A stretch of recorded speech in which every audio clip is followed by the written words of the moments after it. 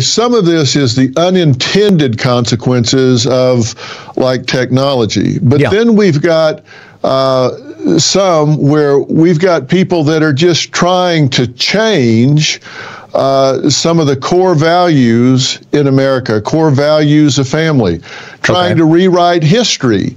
And we've got people that are coming in saying, well, we want to change history, we want to change what kids are being taught in history, we want to change biology, we want to change all of the things that we have for 100 years had empirical data to support.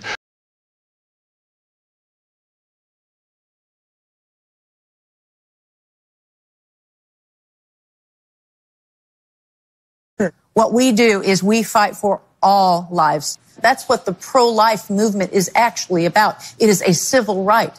We have to defend all life. All life is protected from the moment of conception. That happens when a sperm and an egg meet. There's a little spark of life that happens. Okay. Can I respond? You can. Yes, we have to take a break, and then I'll let Ben respond, and then I have a question for Lila. Likely to follow. No one here is pro-death, and no one here is pro-abortion. The difference is pro-choice and pro-life. Lila, you say some things in the predicate of your positions that life begins at fertilization, that science is very clear about that. And you have to know science isn't, there's no consensus among the scientific community. There is, Dr. Phil. 96% of scientists say that life begins at fertilization. If you're an in vitro specialist, you're looking to create a single-cell embryo, and then you know you have a new human life. So it is a scientific fact. Well, actually, it's not. Well, when do you say human life begins then? It doesn't matter what I think. I don't care what I think. What I'm saying is the scientific community does not have a consensus about when life begins. It's simply inaccurate. It's simply inaccurate. That's not true. You can go to the body. A single-cell embryo is a unique new human life.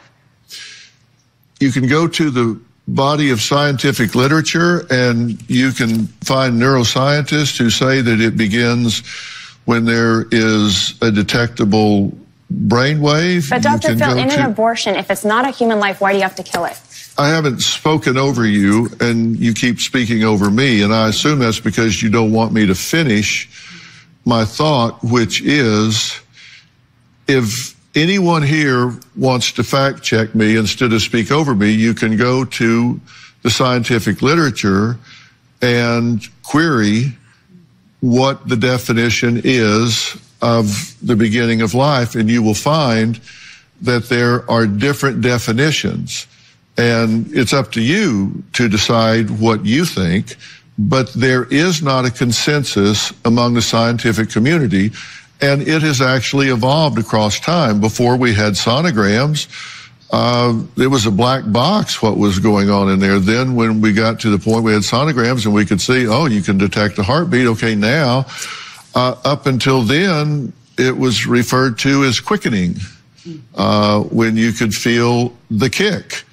That was the beginning of life. And then we got better technology, and then it started to change. But you say it's at fertilization, but at fertilization, there actually hasn't been implantation. And then once there's implantation, then this is a process. And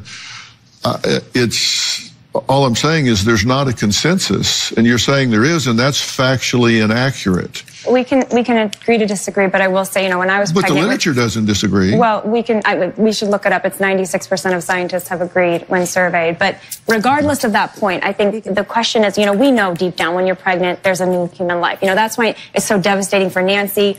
Our miscarriage was so devastating. We all know that deep down. These are human beings. That's why it's so contentious.